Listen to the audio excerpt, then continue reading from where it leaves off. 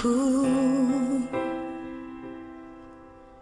Kau kekuatanku, bagiku Kaulah yang terindah, pribadi yang sempurna.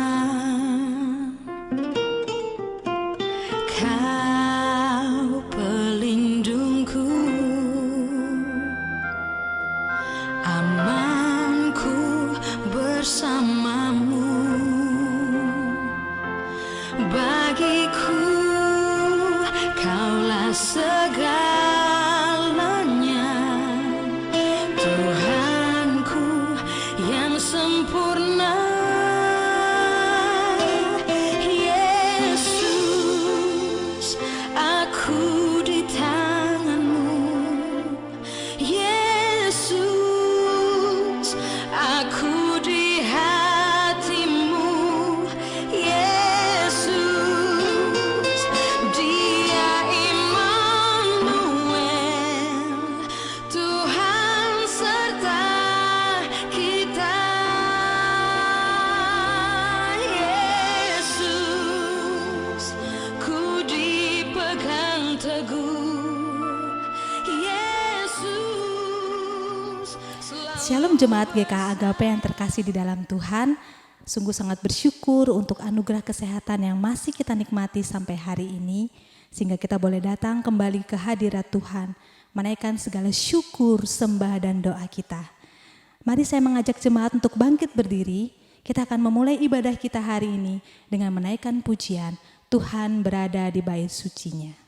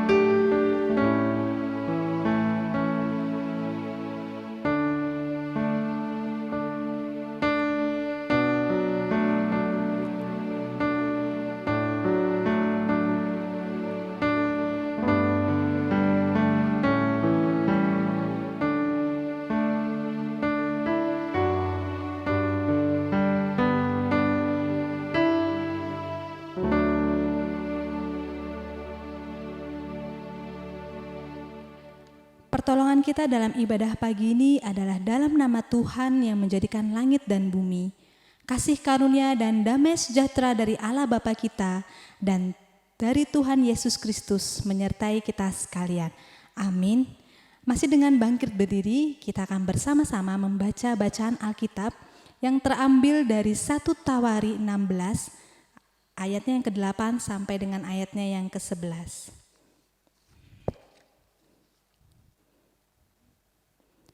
Bersyukurlah kepada Tuhan, panggillah namanya, perkenalkanlah perbuatannya di antara bangsa-bangsa. Bernyanyilah baginya, bermazmurlah baginya, percakapkanlah segala perbuatannya yang ajaib. Bermegahlah di dalam namanya yang kudus, biarlah bersuka hati orang-orang yang mencari Tuhan. Carilah Tuhan dan kekuatannya, carilah wajahnya selalu. Jemaat dipersilakan untuk kembali duduk. Kita bersyukur untuk hari ini. Firman Tuhan berkata, lebih baik satu hari di pelatarannya daripada di tempat lain. Sesungguhnya tidak ada tempat lain selain berada di dekat dengan Tuhan. Mari kita mau menaikkan segala ucapan syukur kita, menaikkan pujian lebih dalam lagi menyembah-Mu Tuhan.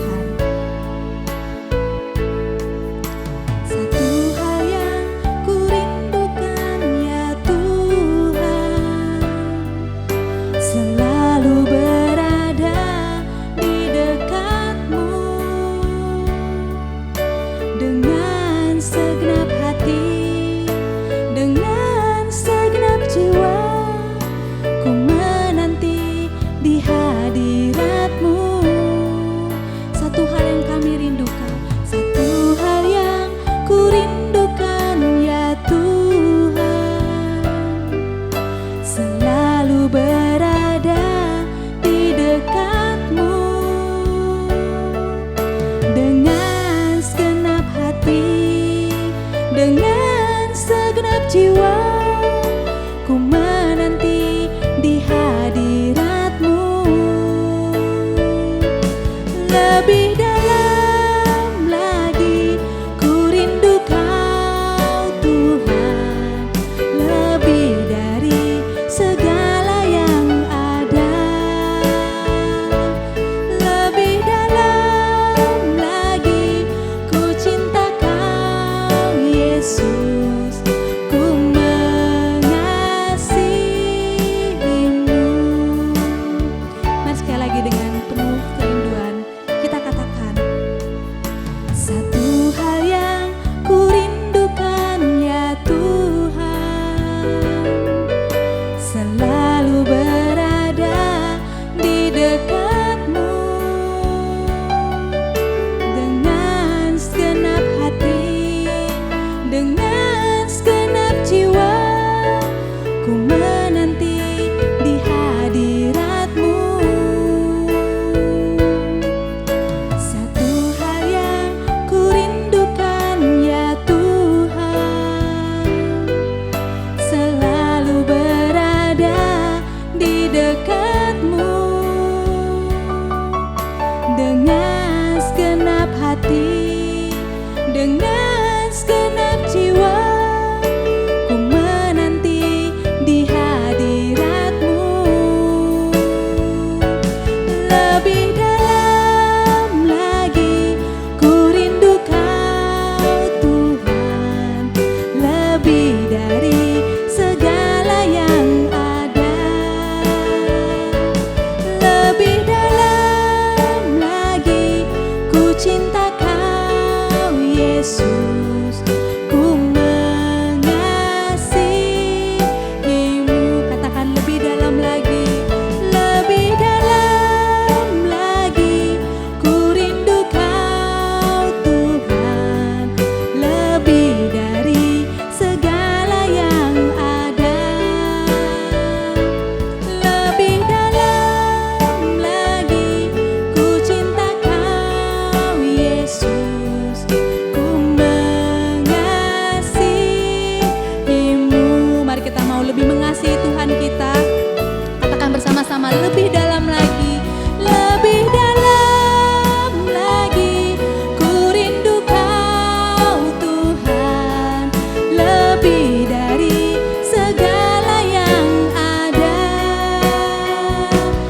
Lebih dalam lagi ku cinta Kau Yesus, ku mengasihi-Mu. Kami mau mengasihi-Mu Tuhan, ku mengasihi-Mu. Sekali lagi katakan, ku mengasihi-Mu.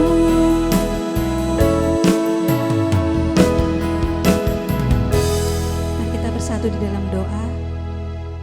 Kami sungguh berterima kasih Tuhan untuk kasih setia Tuhan yang begitu besar bagi kami. Sekalipun keadaan kami tidak menyenangkan, sekalipun banyak hal yang kami khawatirkan, namun Engkau Tuhan Allah yang begitu luar biasa, Allah yang begitu baik, Allah yang selalu menyatakan kasih-Mu bagi setiap kami Bapa.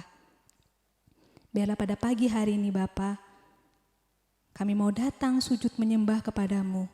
Kami mau lebih dalam lagi Tuhan, mengasihi Engkau dengan segenap hati kami, dengan segenap jiwa kami. Dan biarlah Tuhan Yesus, Engkau mau mengampuni setiap dosa dan pelanggaran kami, sehingga kami boleh dilayakkan, untuk kami boleh memuji, menyembah, dan melakukan firman-Mu di dalam hidup kami. Terpujilah Engkau Tuhan, Juru Selamat kami yang hidup. Di dalam nama Tuhan Yesus Kristus kami berdoa dan bersyukur. Amin. Bapak Ibu yang terkasih di dalam Tuhan, kita tahu bahwa situasi kita sekarang bukanlah situasi yang menyenangkan. Ada begitu banyak hal kekhawatiran yang kita khawatirkan. Ada begitu banyak tantangan yang harus kita hadapi. Namun biarlah Tuhan, Tuhan kita adalah Allah yang begitu luar biasa. Dia akan memberikan kita kemenangan. Kita mau bangkit, kita mau menyatakan panji Tuhan untuk orang-orang di sekitar kita, untuk keadaan diri kita, dan untuk pemulihan negara kita. dan membesarkan nama Tuhan. Bangkit gereja Tuhan sekarang, maju dalam kuasa Roh Kudus. Kemenangan telah diberikan, kuasa dosa dipatahkan, umatnya dipulihkan, bersoraklah. Bangkit gereja Tuhan sekarang, maju dalam kuasa Roh Kudus.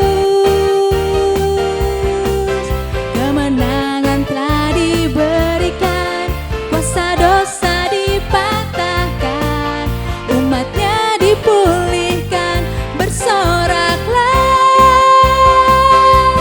Pengurapannya telah dicurahkan,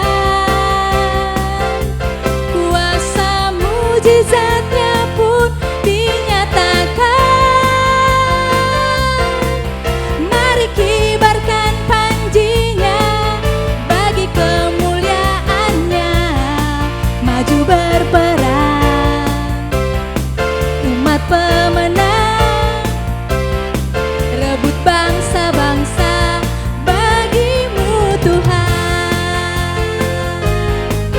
Mari kita mau bangkit, kita mau mengalahkan segala kuasa. Bangkit gereja Tuhan sekarang, maju dalam kuasa Roh Kudus. Kemenangan telah diberikan, kuasa dosa dipatahkan, umatnya dipulihkan, bersoraklah. Bangkit gereja Tuhan sekarang, maju dalam kuasa Roh Kudus. Kemenangan telah diberikan, kuasa dosa dipatahkan, umatnya dipulihkan, bersoraklah. Pengurapannya telah dicurahkan, kuasa mujizatnya pun dinyatakan. Mari kibarkan panjinya bagi kemuliaannya, maju berperang, umat pemenang, rebut bangsa-bangsa bagimu Tuhan. Pengurapannya telah dicurahkan, kuasa mujizatnya pun dinyatakan.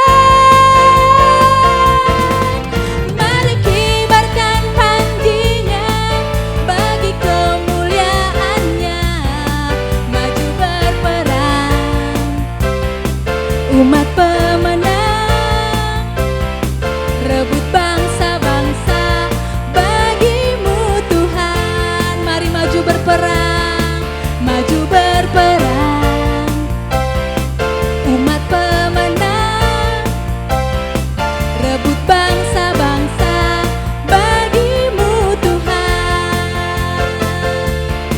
Rebut bangsa-bangsa bagimu Tuhan. Berikan sorak-sorai untuk Tuhan kita yang sudah memberikan kemenangan bagi setiap kita. Mari kita mau mempersiapkan hati kita untuk menerima kebenaran firman Tuhan. Kita bersyukur kalau kita punya Tuhan yang tidak memandang rupa kita, yang tidak melihat harta kita, tetapi Dia melihat hati kita yang mau taat dan setia melakukan kehendak-Nya.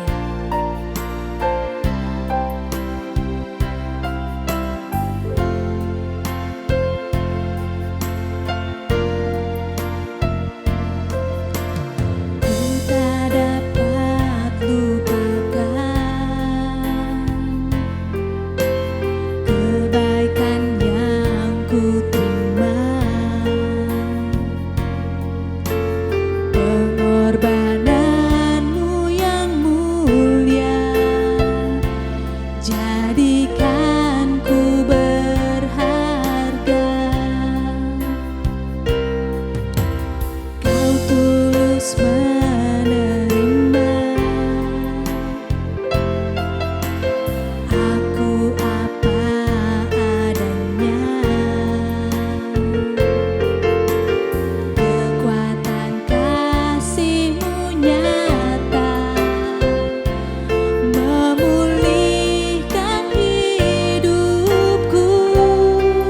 Kau bukan Tuhan yang melihat rupa, Kau bukan Tuhan yang memandang harta. Hati hamba yang selalu Kau cari, biar Kau temukan di dalamku.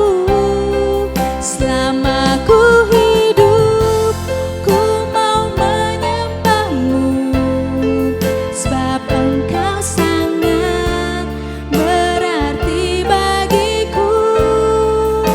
Yang terbaik yang ada padaku, ku persembahkan kepadamu,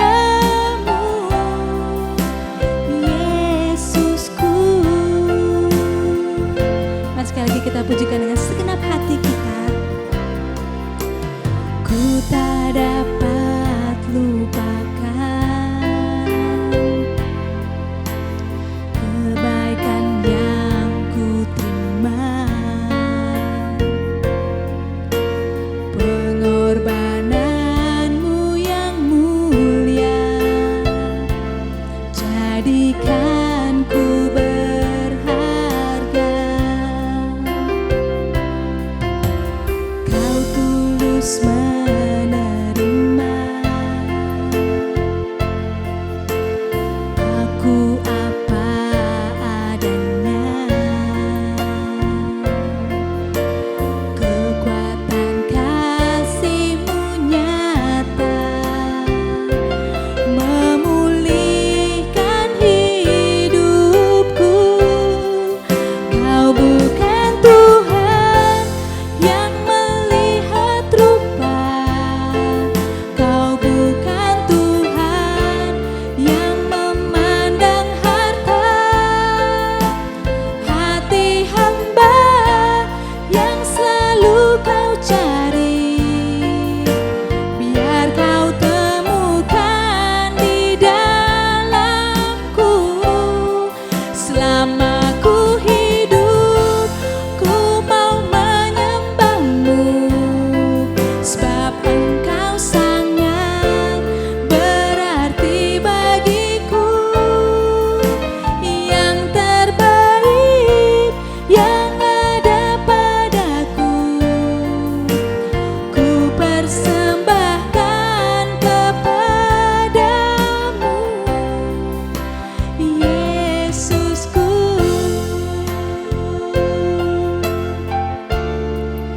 Yang terbaik yang ada padaku, ku persembahkan kepadamu, Yesusku.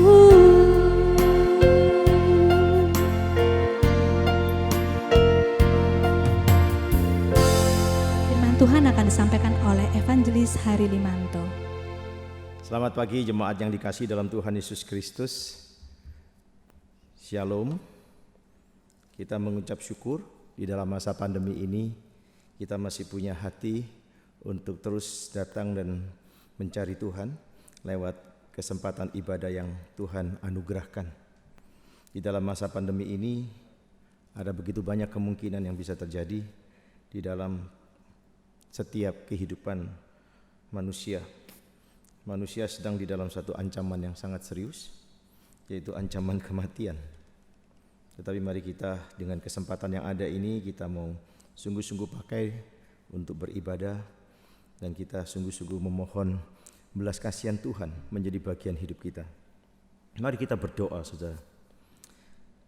Kami datang kepadamu dengan hati yang mengucap syukur untuk segala kasih dan kebaikan Tuhan yang memberikan kesempatan kehidupan kepada kami. Di tengah-tengah semua situasi, hari lepas hari kita berjumpa dengan berita-berita kematian karena COVID-19. Anugerahkan kepada kami hati yang terus mencari Tuhan, hati yang terus bersandar dan berlutut di hadapan Tuhan, hati yang terus mohon penyertaan dan perlindungan Tuhan. Biarlah dalam kesempatan ibadah ini kami akan kembali merenungkan kebenaran firman Tuhan, membawa kami ke dalam satu kehidupan, kedalaman, keintiman dengan Tuhan untuk mengerti kehendak Tuhan dan berespon dengan penuh ketaatan. Karuniakan kepada kami hati yang penuh ketundukan, hati yang sungguh-sungguh mencari Tuhan. Dan kami menyerahkan pemberitaan firman Tuhan pagi ini, dan biarlah ini menjadi satu bagian kesukacitaan karena Tuhan ada bersama kami. Terpujilah Engkau, di dalam dan demi nama Yesus Kristus kami berdoa. Amin.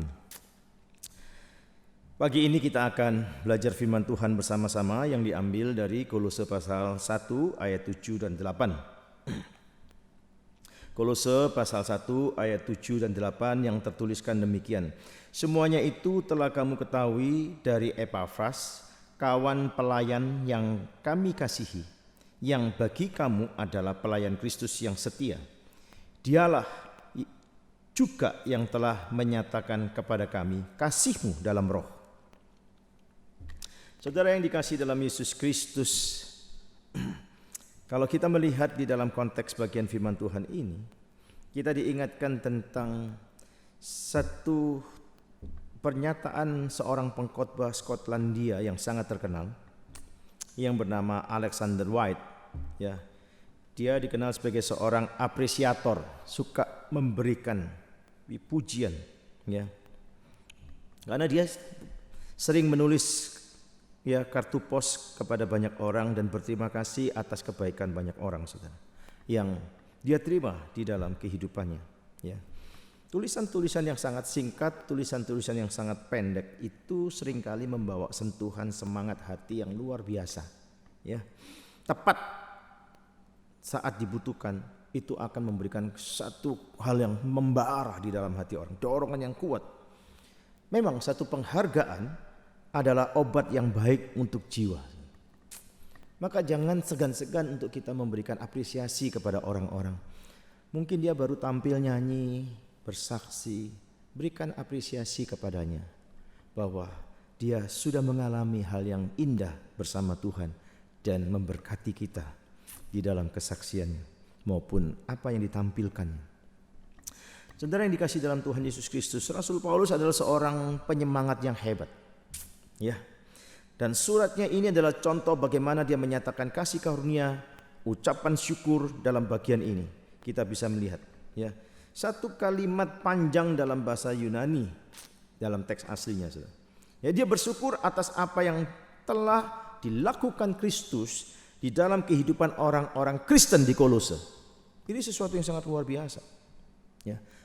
Dia belum pernah ke sana.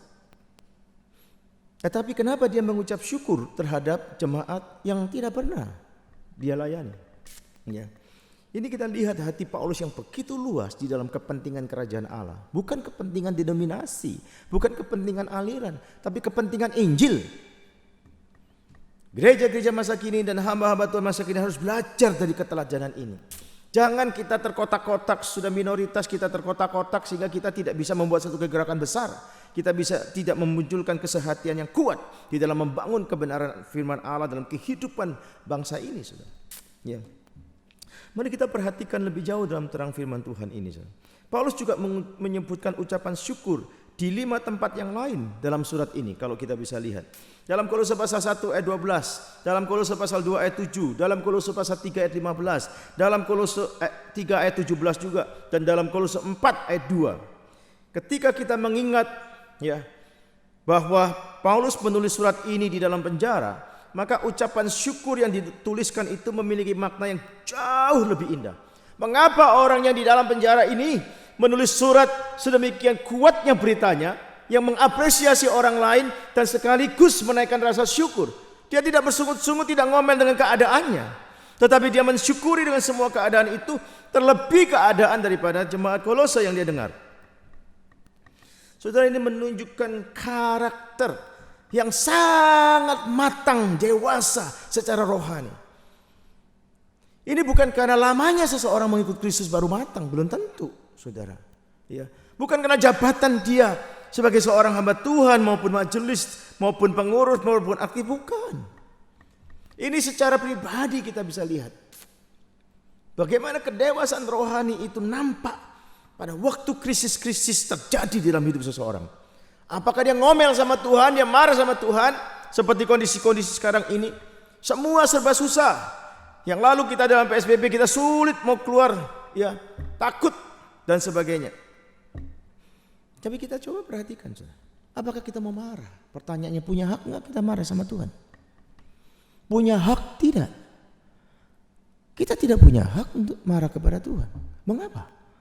Karena Tuhan sangat baik. Dan semua perlakuan Tuhan kepada kita, dan semua yang terjadi itu mendatangkan kebaikan untuk kita. Dan tidak ada perlakuan Tuhan yang salah, tidak ada. Coba kita renungkan kebenaran ini, saudara. Ya, mari kita sungguh refleksikan kebenaran ini di dalam hidup kita. Kalau kau marah sama Tuhan, kalau kita marah sama Tuhan, pertanyaannya, siapa yang akan menolong kita? Kepada siapa kita akan menaruh harapan pertolongan itu?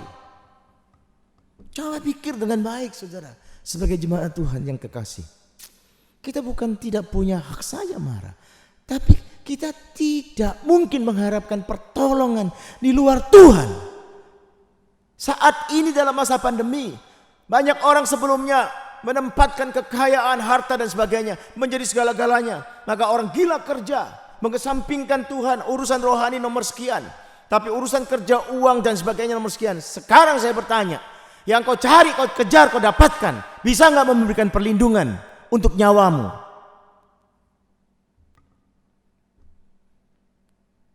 Saat ini, biar jabatanmu tinggi, biar relasimu banyak, biar kamu punya popularitas, hari ini semua yang kau dapatkan tidak bisa melindungi nyawamu. Orang bilang, wah kita cari uang yang banyak, kalau terjadi sesuatu kita bisa kabur. Sekarang mau kabur kemana? Semua negara lockdown, bukan hanya negara, antar kota saja lockdown. Kita mau kemana? Ini bukan perkara yang besar sekali, ini baru perkara kecil yang Tuhan buat supaya seluruh makhluk di muka bumi menghormati, menghargai Tuhan. Ini penting sekali, sangat penting. Coba kita renungkan kembali kebenaran ini, saudara. Sejauh mana kita menyadari posisi kita yang tepat di hadapan Tuhan? Kita ini nggak ada apa-apanya, nggak ada apa-apanya. Kita hidup ini benar-benar karena anugerah Tuhan. Coba setiap hari berita, ya, di Indonesia puluhan sampai ratusan ratusan orang meninggal. Di seluruh dunia kita melihat tiap hari ribuan orang. Di total itu meninggal. Ya. Coba kita lihat. Sekarang ini sudah 16 juta lebih seluruh dunia kena COVID. Indonesia baru saja menembus, ya, 104.000. Ya. Kita bisa lihat. Sampai kapan kita nggak pernah tahu. Semua orang mencoba meramalkan, menganalisa, memprediksi, wah sampai September. Nanti ada yang bilang sampai November, sampai Desember dan sebagainya. Ya. Setelah itu kita mesti tetap menjaga dengan tatanan baru yang disebut new normal katanya. Ya. Berapa lama ada yang memprediksi kita masih butuh waktu 1, 2, 3 tahun di dalam tatanan baru tersebut. Jadi kewaspadaan terus harus ditingkatkan, bla bla bla. Kita nggak pernah tahu. Ya. Kita nggak pernah tahu.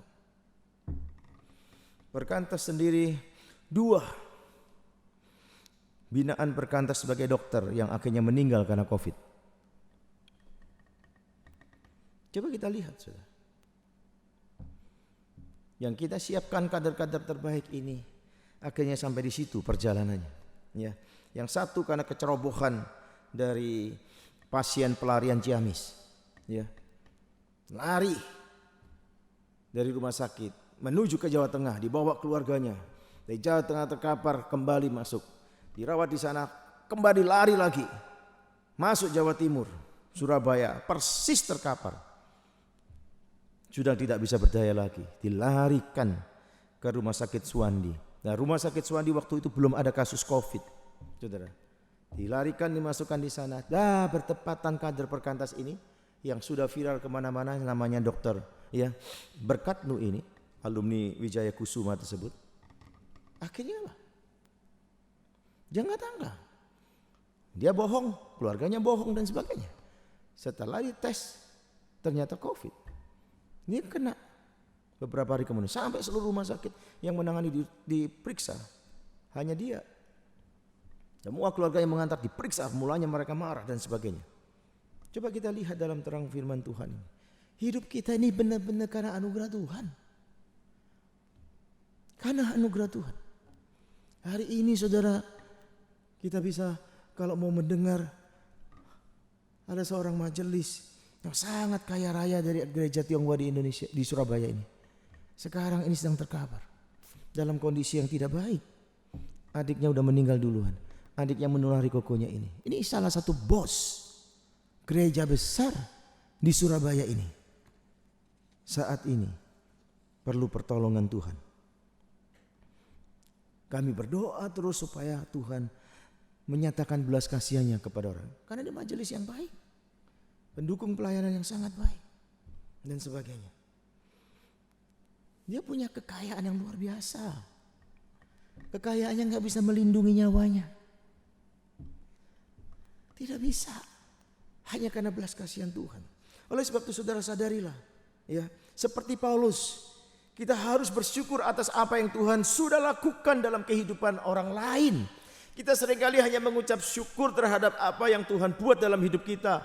Tapi perhatikan apa yang dibuat Tuhan di dalam kehidupan umat Tuhan yang lain, gereja-gereja Tuhan yang lain. Kita patut mengucap syukur. Walaupun itu bukan kita yang mengerjakan. Walaupun tidak turut campur tangan kita. Ataupun ide kita, ataupun usul kita dan sebagainya. Kita mengucap syukur karena Roh Allah bekerja melalui banyak orang yang sedang dia siapkan dan dia pakai. Bukankah apa yang dikatakan firman Tuhan mengajarkan kembali kepada kita? Ya. Sebagai orang Kristen kita semua adalah anggota satu tubuh. Jika satu anggota tubuh dikuatkan, maka hal itu dapat memperkuat seluruh tubuh Kristus. Jika satu gereja mengalami sentuhan kebangunan rohani yang luar biasa, itu akan menolong semua gereja dalam penguatan imannya. Ya. Ini hal yang penting. Maka dalam ucapan syukur ini Paulus menelusuri tahap-tahap pengalaman rohani orang-orang percaya di Kolose. Ya. Yang pertama kita lihat saudara, kalau melihat dalam terang firman Tuhan ini, ya, Injil kabar baik yang diberitakan pada awalnya bukan ditujukan kepada kota Kolose, tetapi kepada satu pribadi. Dan pribadi itu bernama Epaphras. Dia yang membawa berita itu. Jadi kita mesti melihat sampai konteks ayat 5b ya sampai 7.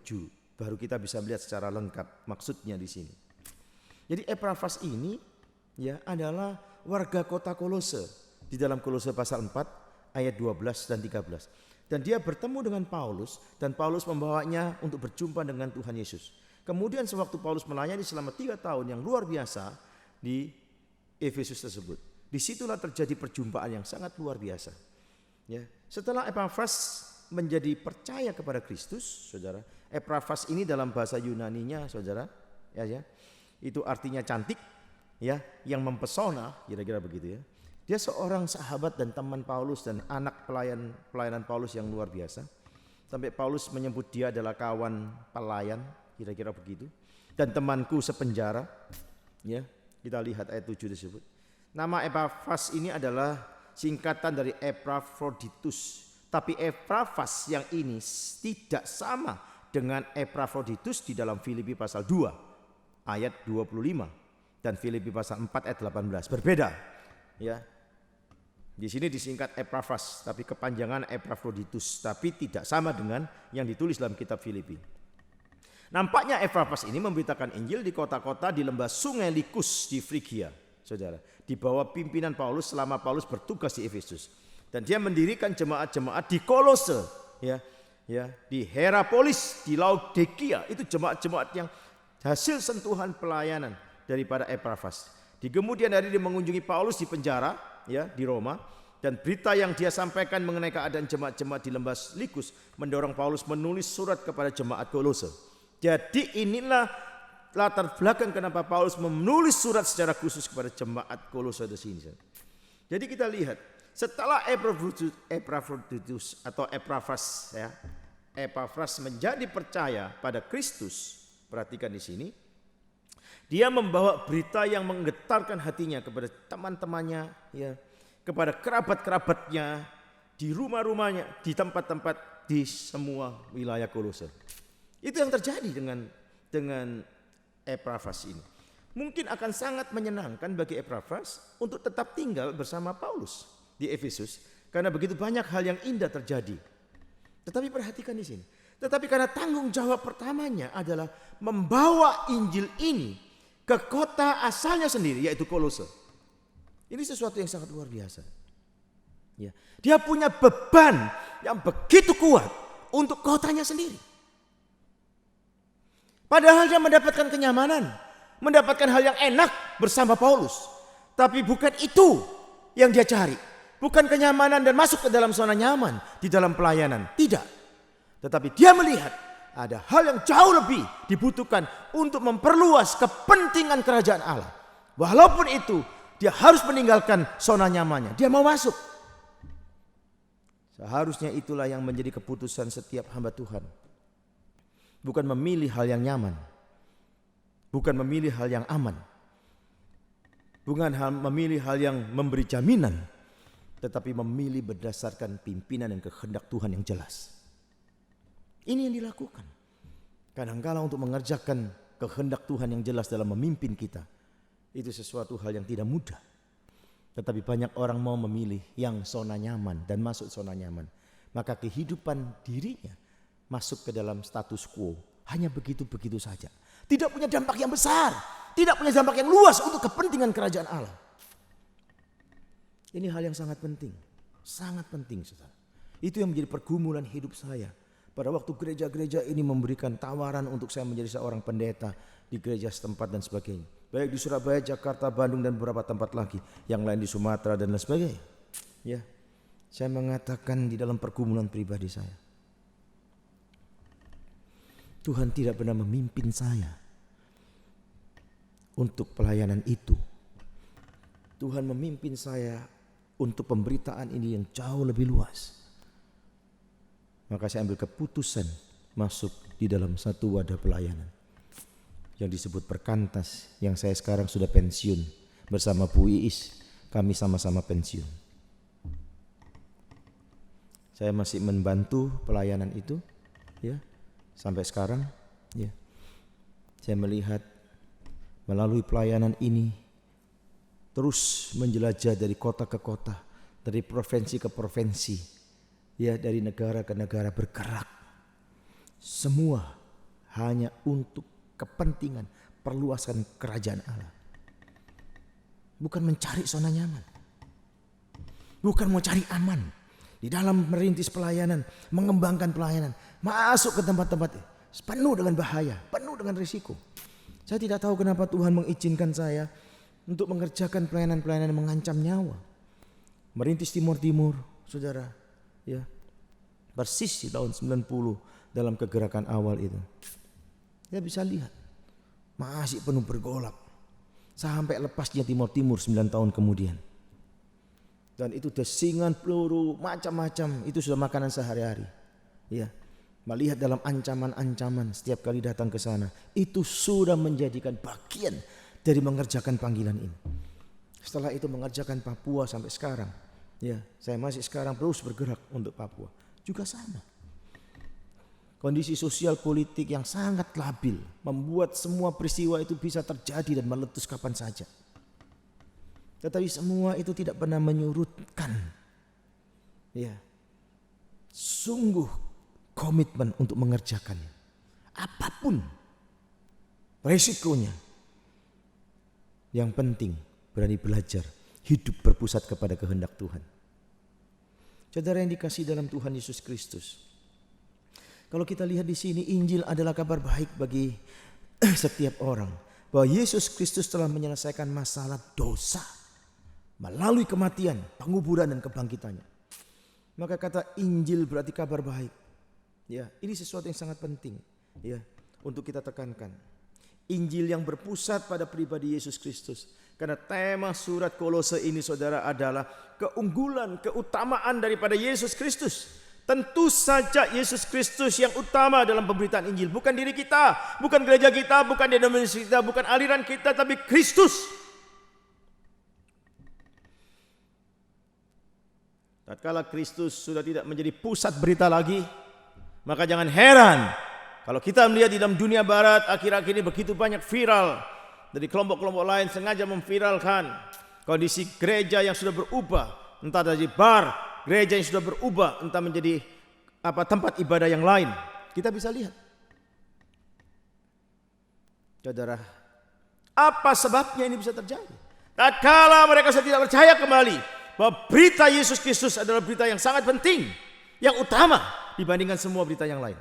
Karena ini kebutuhan dunia, yaitu penyelamatan akan dosa mereka. Ya, kita bisa lihat. Mari kita perhatikan dengan baik saudara. Apakah kita memiliki satu hati seorang hamba?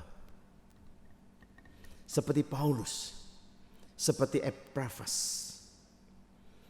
Dia tidak memilih zona nyaman. Tapi dia mau masuk ke dalam zona-zona kehidupan dalam pelayanan yang begitu penuh dengan berbagai macam risiko yang ada. Mari kita merenungkan kebenaran-kebenaran firman Tuhan ini saudara untuk kita. Ya. Banyak guru-guru dari ajaran-ajaran sesat menyerbu masuk di dalam persekutuan orang Kristen di Kolose. Mereka berusaha untuk menggeser Yesus Kristus di tempat yang paling utama. Jangan lupa jemaat atau gereja-gereja dan masyarakat Kolose itu sangat dipengaruhi dengan dunia mistikisme, ya. Paganisme, saudara, kita lihat di sini. Maka pada waktu mereka percaya kepada Kristus, itu harus terjadi pemberesan latar belakang mereka dalam konsep-konsep mistik dan sebagainya. Kadang-kala ada jemaat yang mencoba memadukan keduanya di dalam kepercayaan, mereka tidak mau tinggalkan yang lama. Tapi ada yang ini, oh ya, digabung saja dan sebagainya. Maka di situ dikenal dengan Kristopaganisme, satu ajaran yang menggabungkan kekristenan dengan kepercayaan-kepercayaan dan mistik-mistik yang ada di dalam jemaat Kolose dan orang-orang Kolose. Itu sesuatu yang ngawur, ya. Kita bisa lihat. Sudah, berita Injil tidak berpusat kepada filosofi, bukan. Ya, berita Injil tidak berpusat kepada satu sistem keagamaan, bukan. Kita lihat ini, ya. Atau doktrin-doktrin keagamaan yang dibangun, sistem keagamaan yang dibuat sedemikian rupa, bukan, saudara. Berita Injil ini berpusat kepada pribadi Yesus Kristus yang adalah anak Allah, datang ke dalam dunia, mati, dibangkitkan, dan turun nanti datangannya kedua kalinya. Kita bisa lihat kedua kalinya untuk menghakimi kita, karena semua tujuan penebusan penyelamatan sudah dikerjakan dengan dia. Itu tujuannya. Itulah berita Injil, itulah kabar baik bahwa manusia bisa menyelesaikan dan diselesaikan dosanya oleh Kristus. Saudara, Injil adalah firman kebenaran. Ya, kalau kita lihat di dalam ayat 5 tersebut, berarti bahwa Injil berasal dari Tuhan dan dapat dipercaya. Maka benar yang dikatakan Yohanes pasal 17 ayat 17 tersebut, saudara. Firman-Mu adalah kebenaran. Ya. Ada banyak pesan dan gagasan yang bisa disebut benar, saudara. Tetapi hanya firman Allah yang bisa disebut kebenaran. Coba kita renungkan. Setan itu adalah bapa pendusta. Percaya pada kebohongannya akan membuat kita disesatkan dan masuk ke dalam maut, saudara. Itu Yohanes pasal 8 ayat 44 kita bisa lihat. Yesus adalah kebenaran, dikatakan Yohanes pasal 14 ayat 6. Ya, ketika kita mempercayainya, kita mengalami hidup. Manusia mencoba menghancurkan kebenaran Allah dengan berbagai macam upaya. Tetapi sampai hari ini mereka gagal total. Ya, gagal total.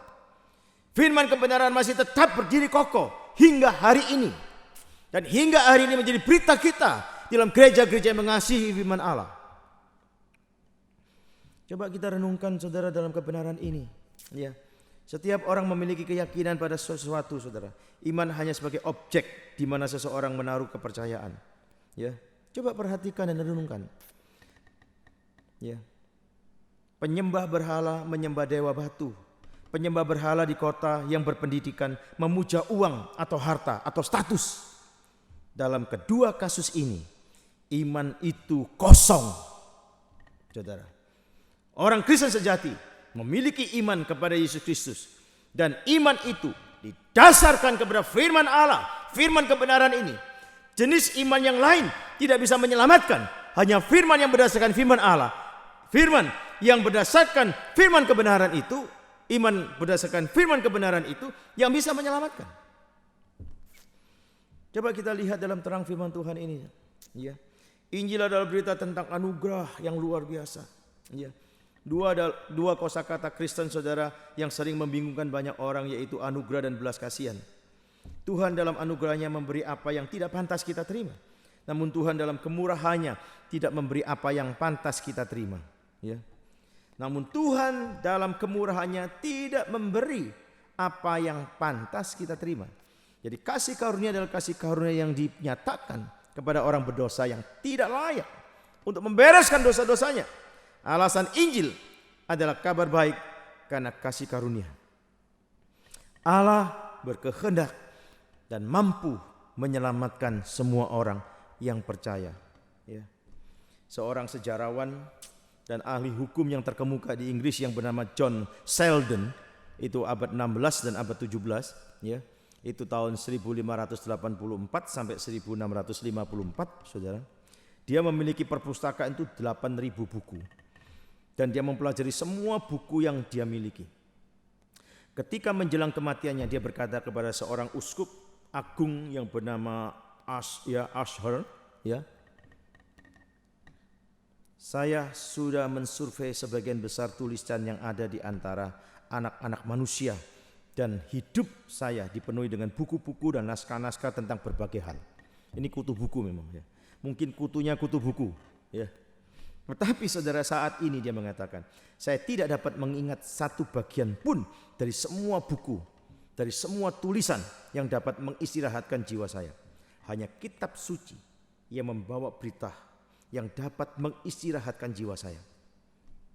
Semua pengetahuan dia, tidak satu pun dia bisa ingat di dalam krisis hidup yang menjelang kematian justru. Hanya firman Allah yang datang, firman Allah yang meneguhkan, firman Allah yang menguatkan dia kembali. Maka benar yang dikatakan Titus pasal 2 ayat 11. Sebab Allah sudah menunjukkan rahmat-Nya guna menyelamatkan seluruh umat manusia. Jadi betapa pentingnya ayat-ayat hafalan, betapa pentingnya kita membuat pemuritan, bukan? Ya. Injil itu untuk seluruh dunia, saudara. Ya. Ada seorang yang bernama Dr. Walter Wilson, ya, dari Kansas City. Dia memiliki cara yang sangat unik, ya, untuk membuat kebenaran lama tampak baru, kira-kira begitu. Injil bagi bagian orang bilang itu kuno dan sebagainya. Bagaimana dia mengemas sesuatu yang luar biasa. Dia mengutip Yohanes 3:16 yang mengatakan, jika kamu memberikan hadiah yang cocok untuk seluruh dunia, apa yang akan kamu berikan? Dia kemudian mendaftar beberapa kemungkinan dan menunjukkan bagaimana hadiah itu tidak cocok semua untuk semua orang. Satu hadiah untuk semua orang cocok tidak ada. Dia menginventarisasi buku, banyak orang tidak membaca. Ya. Makanan, tidak semua orang suka dalam selera yang sama. Ya, kita lihat di situ. Terus kita lihat pakaian, iklim berbeda. Ya, uang, tidak semua budaya memanfaatkan uang. Ya. Dan dia sampai kepada kesimpulan logis. Hanya Injil dengan karunia kehidupan kekal yang cocok untuk seluruh dunia. Dan dia benar dalam hal ini. Injil itu kebutuhan esensi yang dibutuhkan di seluruh dunia makhluk yang pernah hidup yang namanya manusia. Dari kutub utara selatan, dari ujung dunia ini, semua manusia berdosa. Ya, mereka memiliki kebutuhan yang sama, kebutuhan untuk diselamatkan, kebutuhan untuk diampuni dosanya. Saudara, Paulus berkata bahwa Injil menghasilkan buah di seluruh dunia. Ya. Firman Tuhan adalah satu-satunya benih yang dapat ditanam di mana saja. Saudara, saya ingin membawa kita lebih jauh. sesuatu yang sangat menarik jika kita merenungkan kebenaran lebih jauh. Mereka orang-orang seperti Epafras adalah orang-orang yang dimuridkan. Perhatikan, Epafras tidak hanya memimpin jemaat Kolose kepada Kristus setelah dia mendapatkan pelayanan yang sangat khusus dari Paulus, ya. Dia mengajarkan firman Tuhan, dia berusaha membangun hidup daripada orang-orang yang diinjili di dalam jemaat Kolose tersebut. Maka kata yang diterjemahkan ketahui dalam terjemahan NIV dikatakan di situ, dengar atau pelajari dalam Kolose pasal 1 ayat 7. Itu terkait dengan kata murid dalam bahasa Yunani. Kata yang sama digunakan Yesus, belajarlah padaku di dalam Matius 11 ayat 29 tersebut. Atau dengan kata lain, jadilah muridku. Jadi orang-orang percaya baru ini dalam bahaya karena akan mudah berpaling dari kebenaran dan mengikuti guru-guru palsu. Mengingat konteks latar belakang jemaat Kolose yang adalah orang-orang yang percaya dengan mistisism. Mistik. Ya, paganisme yang ada di dalam latar belakang kepercayaan daripada jemaat Kolose tersebut. Maka pentingnya mereka mendapatkan satu fondasi rohani yang kokoh di dalam kehidupan kekristenan mereka lewat proses pengajaran dalam pemuritan yang ada. Ya. Paulus mengingatkan mereka bahwa Epafras yang menuntun mereka kepada Kristus. Perhatikan di sini. Orang-orang percaya ini dalam bahaya karena mudah berpaling dari kebenaran dan mengikuti guru-guru palsu. Paulus melihat bagaimana Epafras berjuang keras untuk membawa orang-orang ini kepada Kristus. Epafras berjuang keras supaya orang-orang yang hasil penginjilannya punya fondasi rohani yang kokoh. Ini di dalam masa pandemi ini saudara, seorang rekan sedang memfollow up dari hasil penginjilan yang saya kerjakan dari kelompok yang lain, yang non itu kita bisa lihat non Kristen. Dan nanti bulan depan ini saya akan masuk bersama mereka lewat Zoom yang ada untuk memfollow up. Berjuang terus di dalam semua kesempatan. Di dalam kondisi saya tidak bisa terbang ke sana kemari saudara, tetap saya mengerjakan bagian-bagian itu lewat Zoom. Untuk tiap-tiap kota, bahkan bukan tiap-tiap kota, mereka dari berbagai macam kota terus mau ikut. Saya melihat ada orang-orang yang punya ketekunan terus tiap hari ikut PA bersama saya. Kan tiap hari saya PA dengan wilayah-wilayah yang berbeda, tapi orangnya bisa sama terus ikut saudara. Ya, kita bisa lihat kerinduan yang besar. Ada orang yang punya kerinduan yang besar luar biasa. Maka saya katakan, kalau kau tidak punya betul-betul punya kerinduan yang besar kepada hal rohani, itu hal yang berbahaya. Kalau kau punya kerinduan yang besar untuk hal-hal yang jasmani, tapi yang rohani tidak punya, percayalah, engkau sudah ada dalam posisi rohani yang salah di hadapan Tuhan.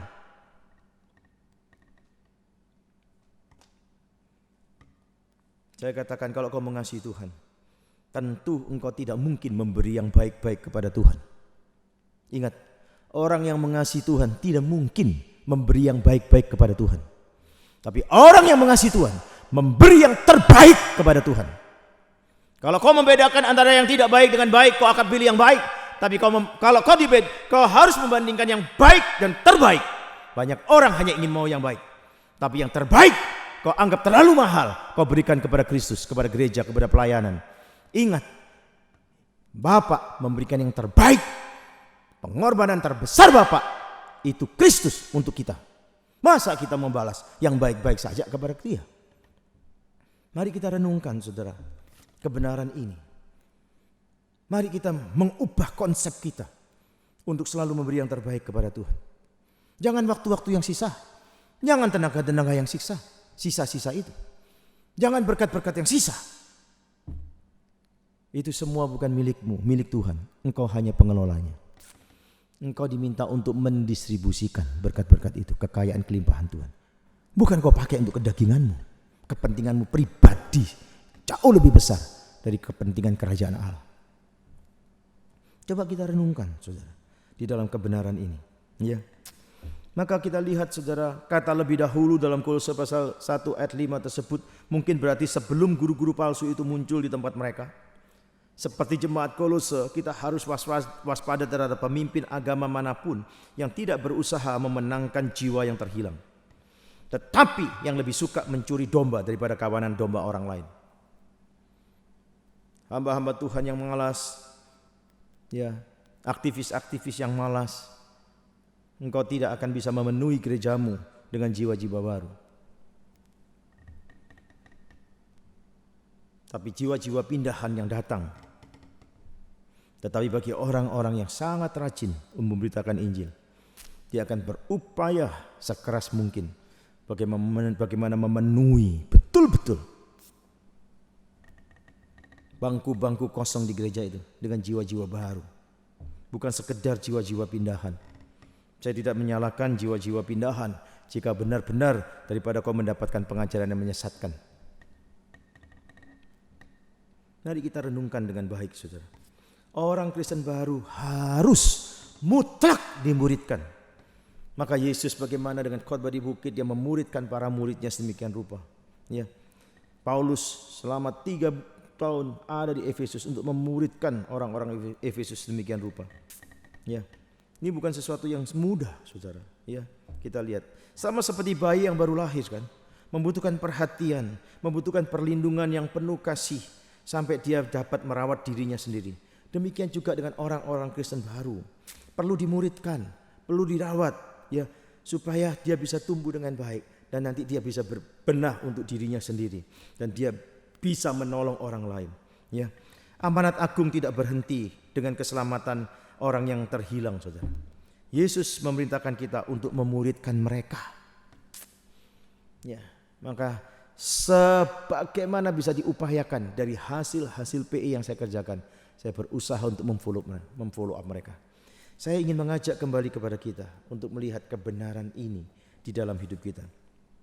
Bagaimana Epafras dengan setia mengajar umatnya, ya, umat Tuhan, membawa mereka kepada Kristus. Ini luar biasa. Sekarang kita sampai kepada buah pelayanan Epafras. Mereka menjadi setia dalam Kristus. Perhatikan. Kolose 1 ayat 6 ayat 8 kita bisa lihat. Firman Tuhan adalah benih, dikatakan Lukas 8:11. Itu berarti firman Allah memiliki benih kehidupan di dalamnya.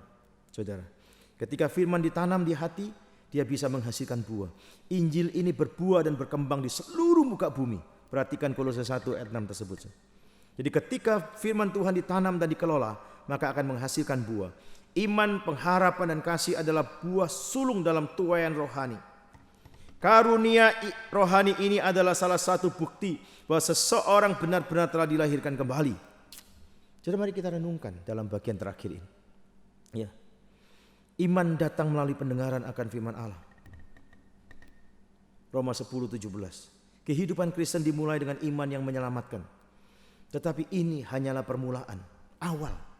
Kita harus belajar berjalan dengan iman. Terus menerus 2 Korintus 5 ayat 7 tersebut.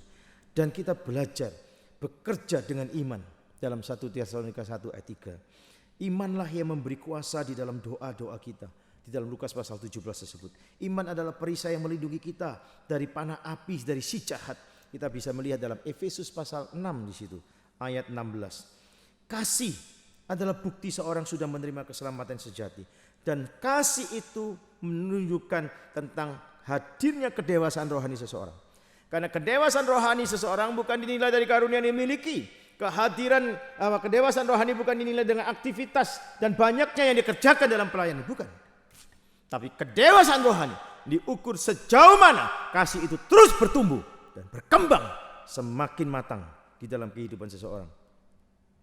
Saudara, fakta bahwa mengasihi semua orang kudus adalah bukti dari perintah yang agung dan itu hanya bisa dikerjakan oleh orang-orang yang sudah mengalami perjumpaan dengan Kristus dan berproses dengan kebenaran firman Allah yang mendewasakan dia dan sampai ke dalam kasih yang makin matang.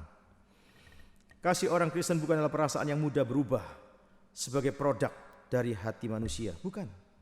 Karena kebenaran firman Allah yang menolong dia untuk memahami dengan baik tentang kasih Allah itu dan terus bekerja bertumbuh dengan baik. Ya. Itu adalah pekerjaan Roh Kudus. Ya. Itu adalah buah roh. Ya. Satu sisi kita diperintahkan untuk mengasihi, berarti ada ketaatan respon yang kita kedepankan untuk mengerjakan itu. Kasih yang diberikan oleh Roh Kudus adalah kasih untuk semua orang kudus. Bukan hanya untuk orang-orang dari lingkungan mereka sendiri, tidak. Ya. Juga pengharapan demikian juga. Maka apa yang dikatakan di dalam konteks di sini? Sesuatu hal yang sangat menyejukkan kembali. Merupakan karakteristik orang percaya, pengharapan itu saudara. Di dalam masa pandemik ini kita bisa lihat. Orang sudah kehilangan pengharapan. Putus asa, semua bisnis anjlok dan sebagainya. Sesuatu hal yang mengejutkan saya, ada seorang yang sangat setia saudara mendukung pribadi saya dalam pelayanan penginjilan ini. Ya. Orang yang sangat sederhana saudara. Orang ini tidak ada di kota Surabaya. Orangnya ada satu kota ya kecil di sana. Setiap kali saya menerima dukungan dari dia, mungkin sebagian orang mengatakan terlalu kecil yang dia berikan dan sebagainya. Tapi hati saya bergetar dan menangis. Dan saat itu mesti berdoa juga. Satu saat saya ditelepon sama dia yang mengatakan, "Maka kamu dukung saya. Kan kamu masih membutuhkan. Bagaimana dengan pekerjaanmu dalam masa pandemi ini?" Dia bilang, "Pak, pekerjaan saya dalam masa pandemi ini justru makin naik." Makin naik. Banyak orang nyungsep. Berhenti. Bisnisnya habis. Tunggakan hutang banyak. Dia mengatakan, bisnis saya makin naik dalam masa pandemi ini. Sampai saya di telepon tuh melongo saudara. Benar kamu? Iya. Sampai saya diminta sama mas saya untuk rekrut lagi pegawai baru. Tapi mesti di swab dulu, hati-hati dan sebagainya. Baru pertama dengar bisnis dalam masa pandemi ini makin berkembang. Yang konseling sama saya 24 jam itu saudara, semua pada nyungsep, apalagi yang bermain dengan uang bank. Pusing mereka. Jadi kita bisa lihat di sini. Bagaimana Tuhan dalam kebesaran kasih karunia-Nya memeliharakan orang-orang yang mencintai Tuhan sedemikian kuatnya di dalam kegerakan berita Injil yang ada. Tapi ada orang-orang yang mencintai Tuhan masuk dalam kondisi yang sulit, ada juga. Karena Tuhan ingin menguji, memurnikan lebih jauh. Dan ingin memakai dia. Lewat kesulitan itu bisa memuliakan Allah dan memberikan nilai kesaksian. Dua konteks ini saudara bisa terjadi dalam hidup orang percaya. Yang sungguh-sungguh mencari Tuhan. Karena hasil itu bukan yang menentukan. Tapi kesetiaan dan kasih dan pengharapan kepada Tuhan yang terus bertumbuh. Itulah kualitas daripada iman yang ada.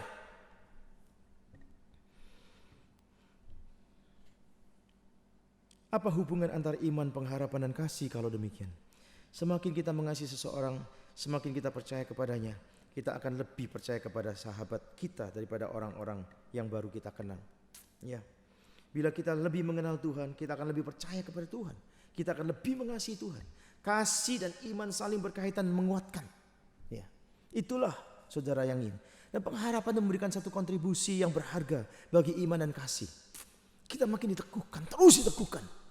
Terus berpengharapan. Jika ada iman dan kasih, maka pengharapan akan tumbuh. Kalau iman dan kasih tidak ada, tidak mungkin ada pengharapan.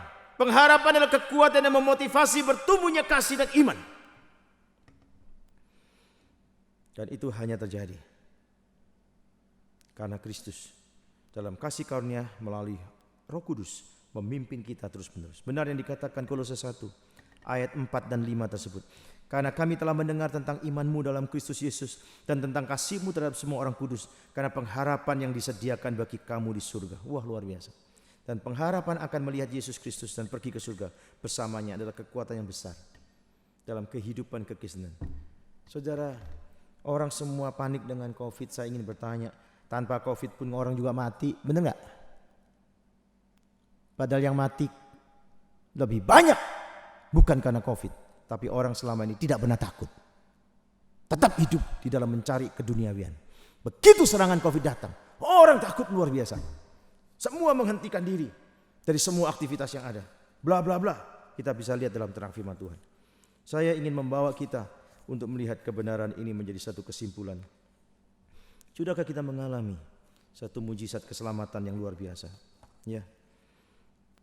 Jika sudah, maka teruslah bertumbuh. Dan teruslah berbuah. Dan milikilah hati seorang hamba di dalam mengerjakan semua tanggung jawab yang Tuhan percayakan dalam hidup kita. Firman yang sama memberi kita kehidupan akan terus bertumbuh dan berbuah dan membentuk kasih yang matang, ya, memiliki kualitas iman sedemikian rupa dan pengharapan yang kokoh. Inilah satu anugerah yang limpah yang Tuhan anugerahkan kepada setiap kita yang sungguh-sungguh mengedepankan Tuhan di atas semuanya. Biarlah kebenaran firman Tuhan pagi ini, hari ini, kembali meneguhkan iman percaya kita di saat-saat proses yang sedang terjadi dalam masa pandemi ini. Biarlah Tuhan dipermuliakan di dalamnya. Tuhan memberkati kita. Amin.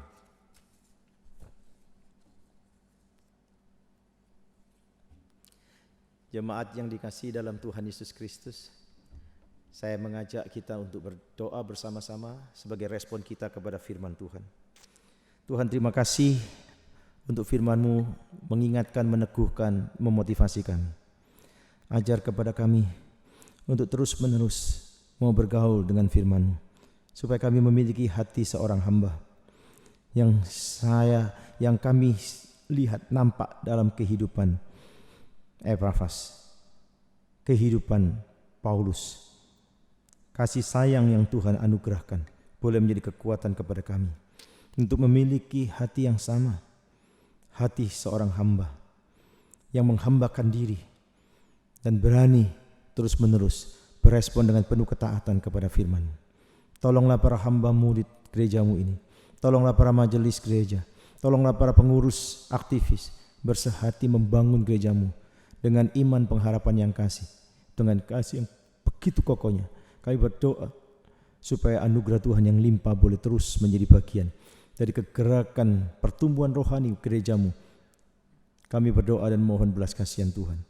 Biarlah anugerah yang limpah daripada Tuhan terus memotivasi di tengah-tengah masa pandemi ini untuk kami terus berpengharapan dan memiliki begitu banyak peluang untuk memberitakan kasih Tuhan lewat berbagai macam cara yang Tuhan izinkan dan Tuhan taruh dalam hati kami, yang Tuhan karuniakan hikmat untuk kami menemukannya. Terpujilah Engkau untuk semuanya. Di dalam dan demi nama Yesus Kristus, kami berdoa untuk majelis jemaat semua mereka yang mengalami kesulitan karena dampak COVID dalam pekerjaan. Tuhan tolong, Tuhan berikan jalan keluar, Tuhan berikan hikmat, dan Tuhan memberikan kepada mereka hati yang terus bisa mengasihi Tuhan di semua situasi yang sedang terjadi. Dan biarlah mereka boleh membawa semua pergumulan kepada Tuhan, karena Tuhan yang berdaulat terhadap kehidupan ini, dan Tuhan yang berdaulat terhadap semua situasi yang terjadi, termasuk situasi pekerjaan. Dan kami menyerahkan ke dalam tangan-Mu. Terpujilah Engkau, di dalam nama Yesus Kristus kami berdoa. Amin.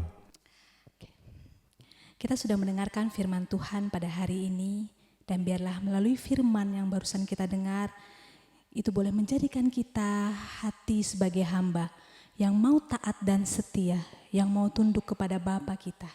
Karena kita percaya bahwa saat kita kembali ke surga nanti, kita tidak akan membawa apa-apa. Tuhan melihat hati kita yang mau taat dan setia.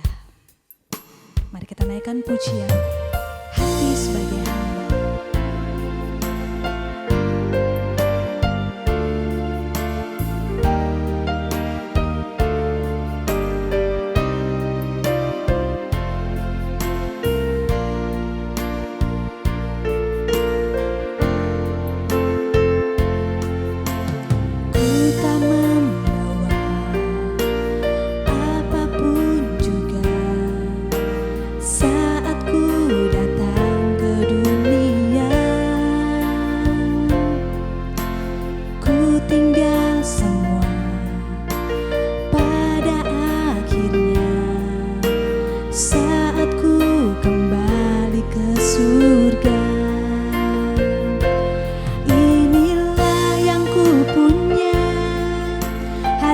Sebagai hamba yang mau taat dan setia padamu Bapa, kemanapun ku bawa hati yang menyembah dalam roh dan kebenaran sampai selamanya.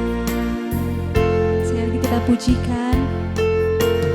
Ku tak membawa apapun juga saat ku datang ke dunia.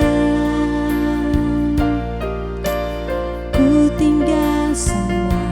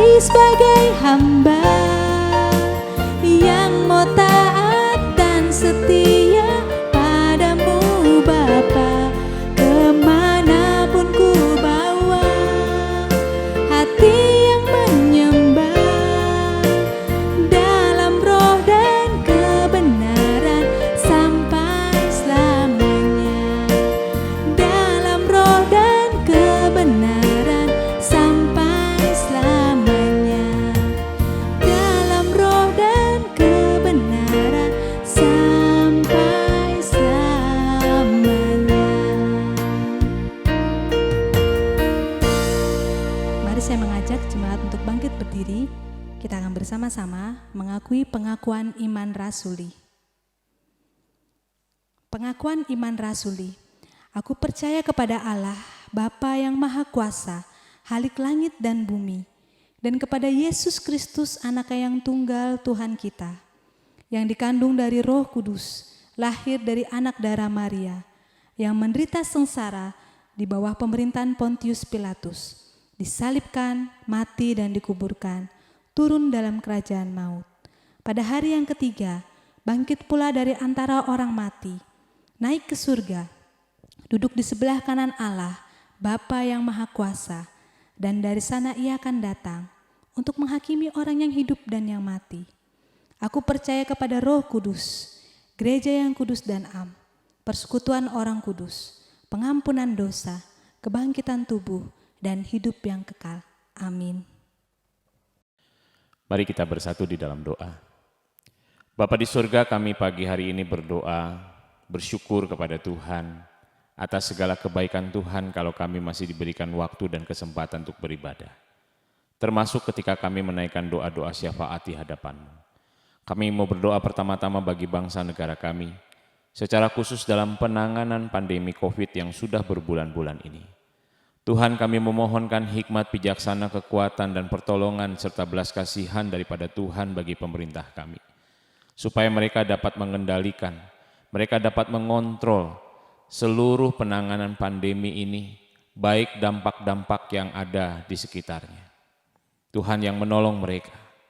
Termasuk juga kami rindukan Tuhan ada penemuan obat dan vaksin yang bisa segera terwujud sehingga bisa menolong untuk mencegah lebih banyak lagi korban berjatuhan.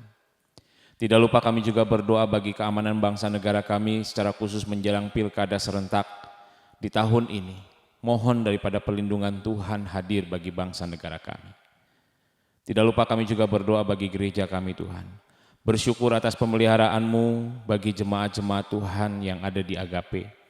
Yang walaupun dalam masa pandemi ini mereka boleh tetap tekun setia beribadah secara daring di rumah masing-masing. Dan kami berdoa supaya segenap kebenaran firman Tuhan yang mereka dengarkan setiap minggu, pembacaan-pembacaan firman Tuhan yang mereka lakukan setiap hari, menolong mereka untuk bertumbuh dalam iman dan semakin dekat dengan Tuhan. Sehingga di dalam masa-masa yang sulit ini, mereka boleh tetap diberikan kekuatan, mereka tetap bertahan, mereka tetap setia dan konsisten untuk memuliakan nama Tuhan. Tidak lupa kami juga berdoa Tuhan bagi jemaat-Mu yang lemah tubuh, yang sakit, dimanapun mereka berada, biarlah belas kasihan Tuhan menjamah mereka, menguatkan mereka. Dan biarlah mereka boleh merasakan sukacita, karena meskipun mereka lemah tubuh dan sakit, Tuhan menyertai dan Tuhan menolong mereka. Kami juga mau bersyukur untuk jemaat kami yang sudah berulang tahun di minggu ini, baik untuk Ibu Musyanwati, Bapak Julius Kolokota, Saudari Lani Kartika, Ibu Limeiling, Saudara Edwin Chandra, dan juga Bapak Felix Wisnu Suryadinata. Kami berdoa bagi pertambahan usia ini.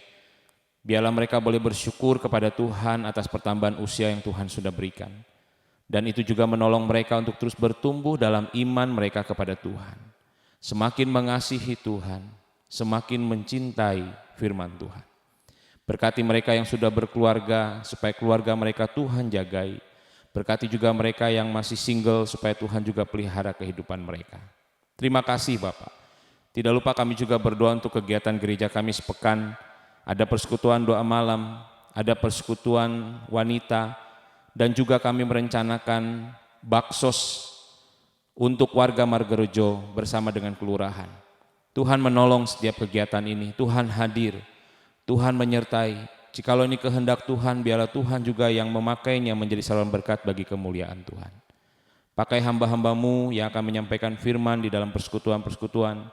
Pakai juga kami secara gereja, secara institusi, untuk boleh menjadi saluran berkat, membagikan sembako bagi mereka-mereka yang berkekurangan. Kami juga mengingat untuk hamba-Mu, Bapak Penginjil Hari Limanto, yang pinggangnya sakit dan akan berobat pada minggu ini ke Jakarta.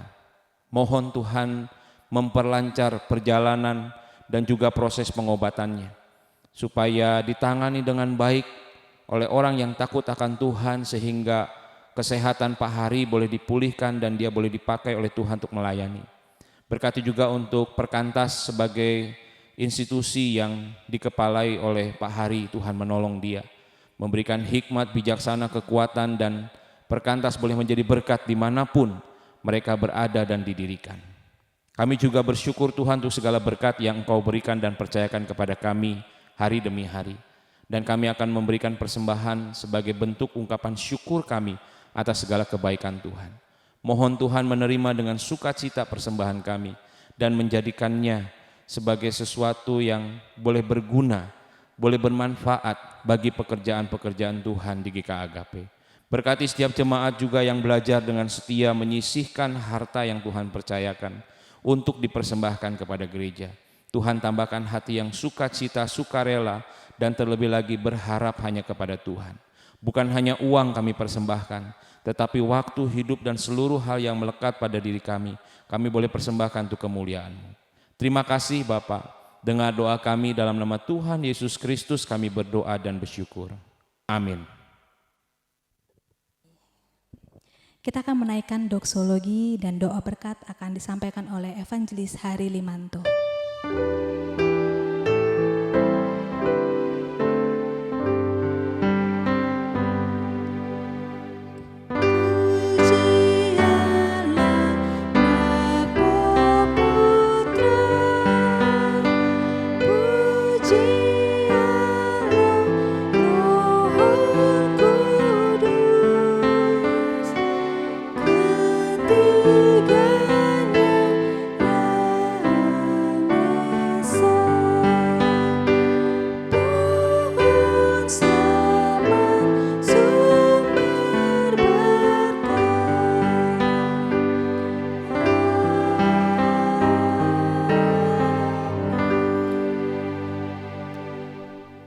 Jemaat yang dikasihi dalam Tuhan Yesus Kristus, saya undang kita bersama-sama berdiri bersama dan kita mau menutup ibadah kita dengan berkat Tuhan.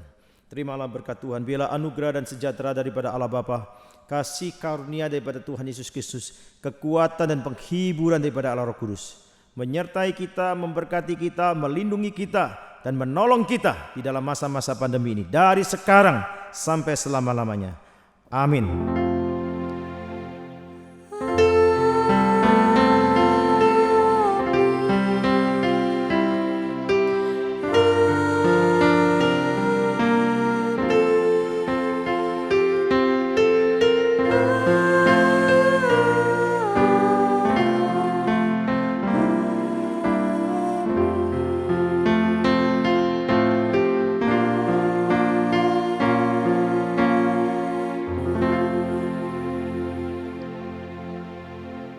Silakan duduk jemaat yang terkasih. Ibadah kita telah selesai. Selamat menikmati hari Minggu bersama dengan keluarga. Salam sehat selalu dan Tuhan Yesus memberkati.